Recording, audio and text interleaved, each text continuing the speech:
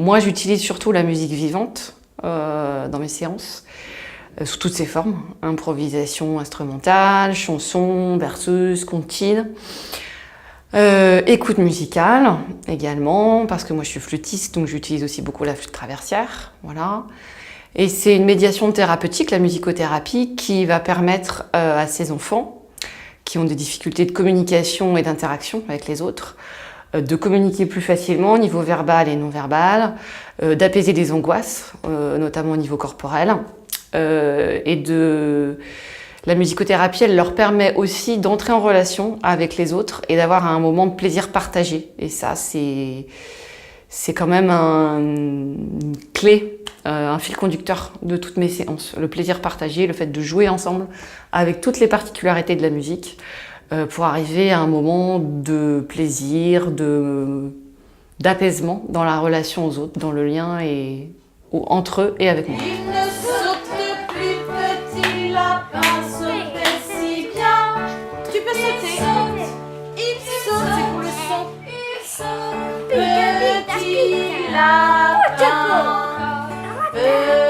lapin, il ne saute plus, petit lapin sautait si bien. Il saute, il saute, il saute, petit lapin.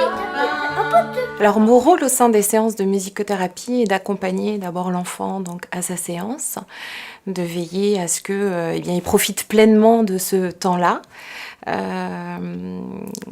Veiller au cadre, voilà, que ça se passe bien, que tout soit mis en sécurité, en bienveillance pour lui.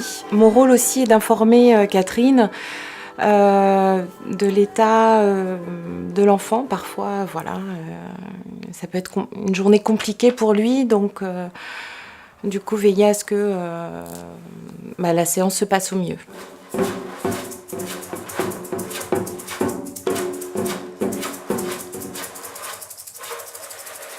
Ce qui me semble important pour les enfants, c'est de s'ajuster sans cesse à leurs besoins du moment.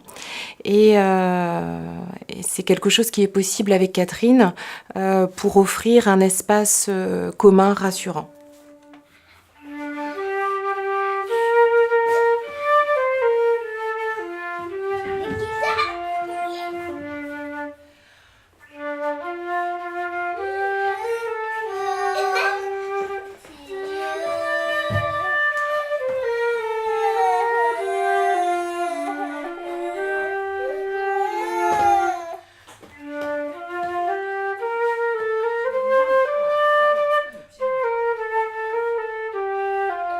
On pense à la musicothérapie sur l'hôpital de jour pour des enfants qui vont avoir des troubles graves.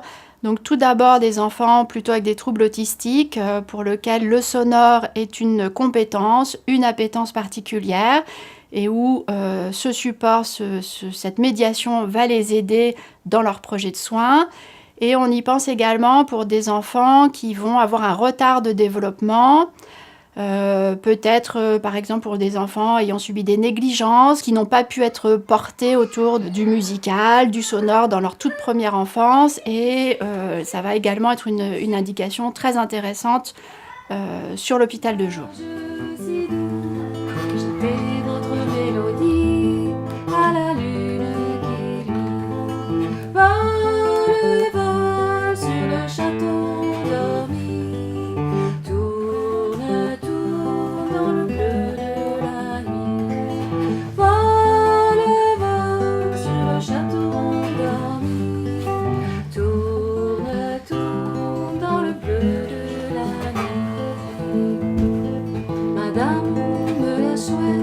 D'avoir un musicothérapeute qui arrive d'ailleurs a été pour nous un apport majeur dans l'équipe, dans l'institution.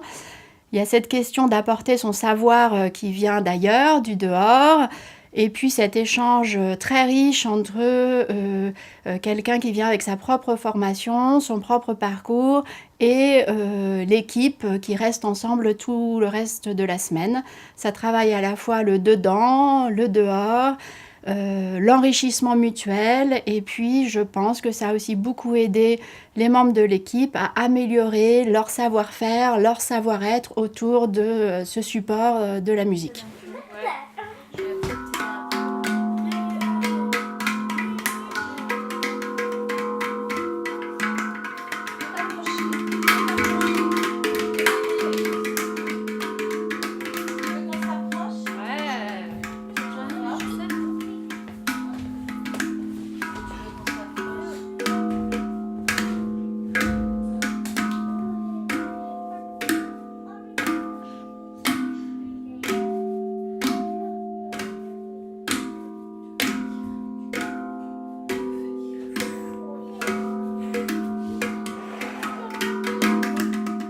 Au cœur de nos actions, quelques principes clés.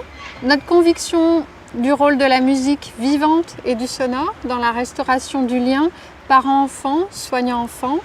Notre engagement bénévole afin que tous puissent bénéficier de séances de musicothérapie au sein des institutions et ce, à moindre coût.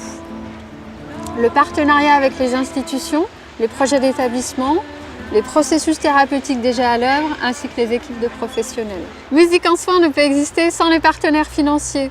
Les ressources sont constituées de dons, des entreprises, des fondations, des mécènes et des particuliers. Afin de continuer à développer et à pérenniser nos actions solidaires au sein des institutions, vous pouvez participer en donnant.